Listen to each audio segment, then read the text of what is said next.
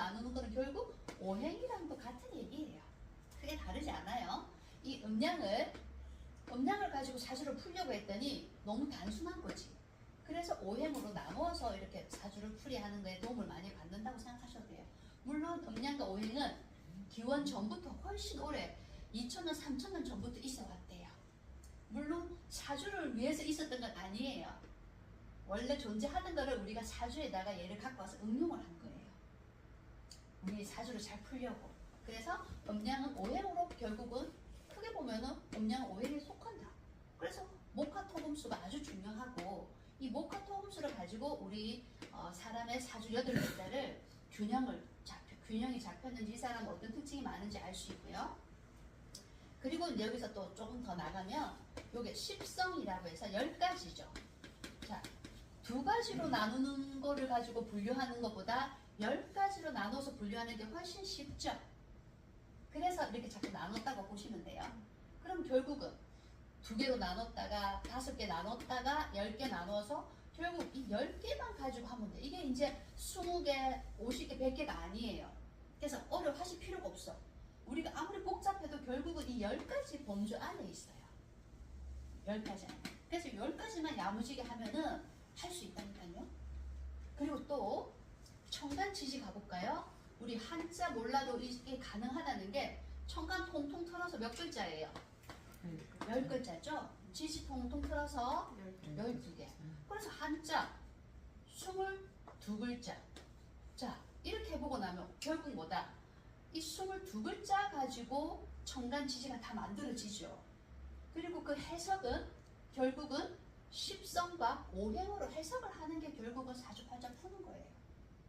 우리는 지금 이 중에서 지금 오행 했고요. 이제 십성이랑 천간지지를 물론 다 알고 계시겠지만 한 번 더 다듬는다는 의미에서 한 번 더 확인할 거예요. 이게 다예요. 그래서 일단 사주에 대해서 너무 걱정하지 말고 이거 너무 막연하다는 생각보다는 이게 결국 이거예요. 우리가 사주팔자가 종류가 몇 개 있다고 그랬죠? 사주팔자 종류? 혹시 그거는 이제 상식으로 우리 알아놓고 어디 가서도 이 공부했으면 다른 사람들 그거 하나를 써먹자고요. 51만 8,400개씩. 응? 그러니까 다른 사람이 예를 들어서 아유 무슨 공부하러 몇 년을 다니는데도 아직 잘 몰라? 했을 때 아유 이 사주가 51만 8,400까지야. 이거 언제 다 하냐고. 그래서 공부가 좀 오래 걸려. 51만 8,400까지. 이건데 결국 이렇게 많은 가질 수도 결국은 몇 글자로 이루어져 있다고요? 22글자예요. 내가 그 녀석이 그 녀석이에요. 그리고 이 22글자가 이제 천간지지인데 이 글자 하나하나의 특징들만 외워놓으면 그것만 자꾸 외우지도 않아도 돼요. 듣다 보면 알아져요. 그것만 적용하면 돼요. 오늘 우리가 이걸 할 거라고. 아시겠죠? 일단 머릿속을 좀 가볍게 하시고 자 그럼 10천간에서 10가지 자 여기 한 번만 더 볼게요. 그 10개가 단어 10개가 글자가 뭐냐 하면은 가불병정 무기 병신 인계라고 제가 그릴 거예요. 이게 지금 10천간이에요. 그리고 에너지의 양 에너지의 크기로 봐서는 갑부터 해서 가불병정 무 해가지고 무 에너지가 양의 영역에서는 무 에너지가 제일 커요. 그러면 음의 영역으로 와볼까요? 기토부터는 이게 계속 올라가는 에너지가 내려가는 그 분기점이 기토예요. 그래서 기, 경신, 인계해서 음의 영역으로 넘어가는 거예요. 요걸 또 하루로 볼 수도 있죠. 하루로. 아침에 해가 떠서 그죠? 해가 중천으로 갔다가 서쪽으로 가서 이제 점점점 해가 사라지는 거. 그렇게 비유해 볼 수 있어요. 그래서 아침 시간은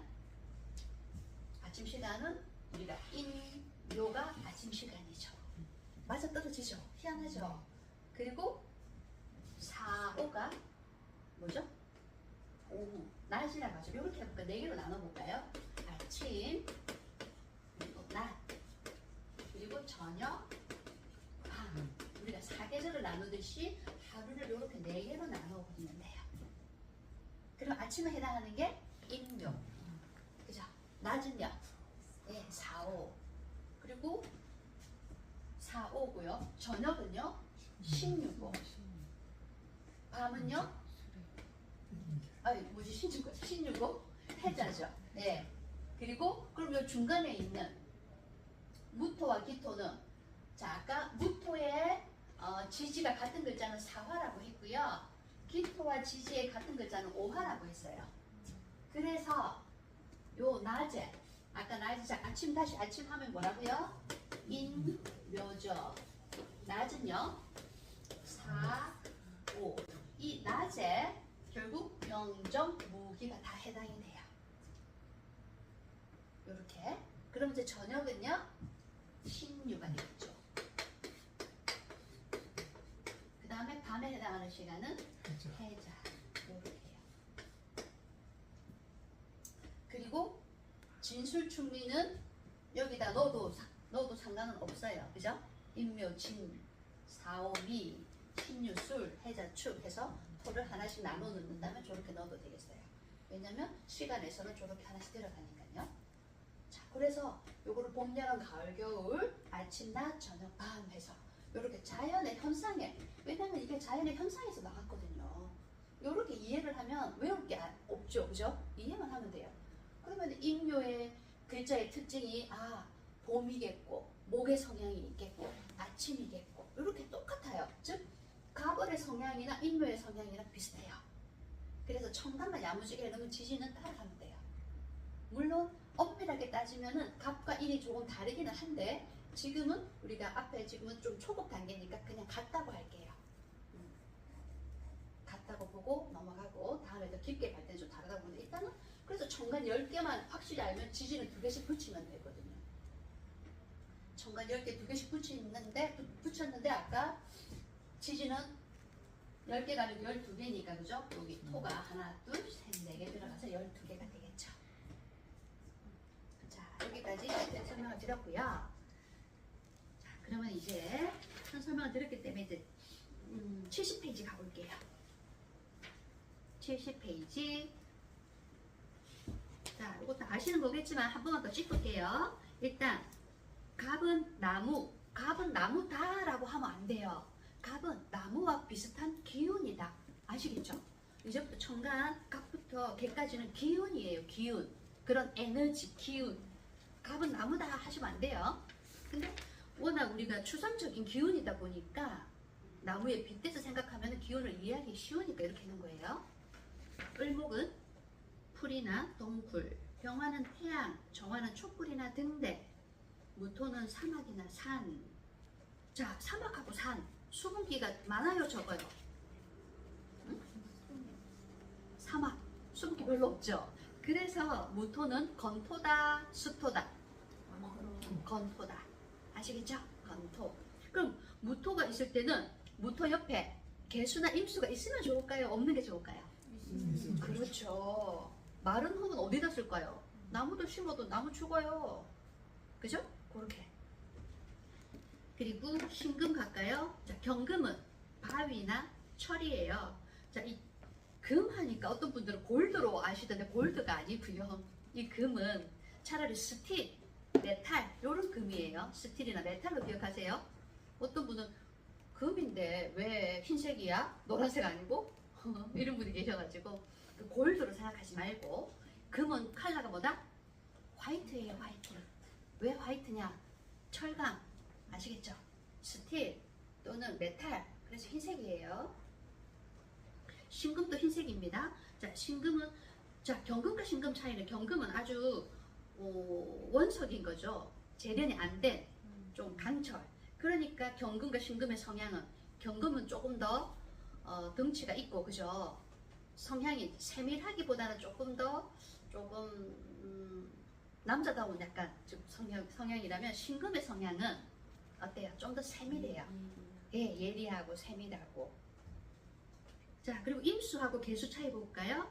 임수는 호수나 바다, 물의 양이 좀 많은 거예요. 거기 비해서 개수는 빗물이나 계곡물. 그러면 수증기, 이슬은 어디 들어가면 어울릴까요? 개수, 수증기, 이슬 이런 것들. 물방울, 뭐 맺히는 거 이런 것들은 개수로 하겠습니다. 그리고 이것도 상대적인 개념이에요. 어떤 분은 그러면 소나기는 뭐고 가랑비는 뭐냐고 여쭤보시던데 일단은 기운이니까, 그죠? 일단 하늘에서 내리는 거는 우리가 개수로 기억하시는 게 좋아요. 그럼 나무를 키울 때 나무한테는 임수가 좋아요, 개수가 좋아요? 그죠, 개수가 좋죠. 근데 그것도 개수가 너무 또 마른 주변 환경이 너무 화가 많아. 그러면 개수 양이 너무 적죠. 그럴 때는 밑에 지지에 임수가 있으면서 개수도 괜찮은데 그것도 문제가 있어요. 한겨울에 개수가 있어. 어때요? 별로일 것 같죠. 그래서 월이 굉장히 중요한 거예요. 월 자리가. 같은 간목이라도 월이 일단 이렇게 12개로 다 나누면 여러분들 머리 아프시니까 일단 4계절로 나눠볼게요. 월이 봄, 여름, 가을, 겨울 중에서 같은 간목인데 계절이 뭐냐에 따라서 물이 얼마나 필요한지가 달라요. 한겨울의 개수는 완전 안 좋죠. 근데 한겨울의 개수는 안 좋지만 한여름의 개수는 너무 좋죠. 그래서 간목 옆에 개수가 있어도 어느 계절이나 따라서 해석이 완전 달라져요. 그거는 또 차차 배울게요. 일단 월에 따라서 해석이 다르다 하는 것만 기억해 주세요. 자, 그러면 이제 본격적으로 71페이지 이제 간목부터 들어가 보겠습니다. 자, 간목, 우리 수강생들 중에 간목 많으시던데 제가 이제 설명을 드릴 때 주의할 점이 있어요. 간목이 이렇고 이렇다면 나는 안 그런데요 속으로 말이야. 난 안 그런데요 하고 계속 공부를 안 따라고 계속 그 생각만 하고 계셔. 그러시면 안 돼요. 어차피 일간이 갑이라도 주변에 따라서 완전 다르거든. 그래서 계속 자기 걸 집어넣지 마시고 갑의 성향은 이렇다고 객관적으로 봐주세요. 자, 그럼 간목 갑니다. 자, 갑은 아까 쭉쭉 했고요. 대충 알고 계실 거니까 좀 진한 간 볼게요. 간목 하면 일단 무조건 1등을 돼야 자기가 리더가 돼야 돼. 1등이 돼야 돼. 어느 모임을 하는데 간목이 있어. 만약에 간부 자리 하나 안 주면 섭섭해하고 삐질 사람이 간목이에요. 감투 좋아하고 1등 되고 싶고 리드하고 싶어요. 그거가 아주 특징이고요. 그래서 왜 갑이 제일 먼저 있겠어요?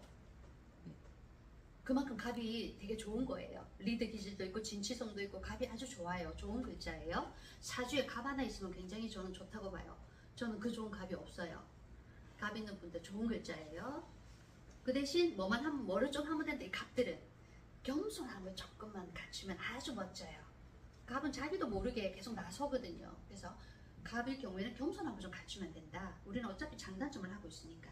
그래서 갑목 보면 나 중심으로 생각하고 남을 위한 배려가 좀 부족할 수 있고요. 우쭐대고 뽐내는 걸 좋아해요. 본성이.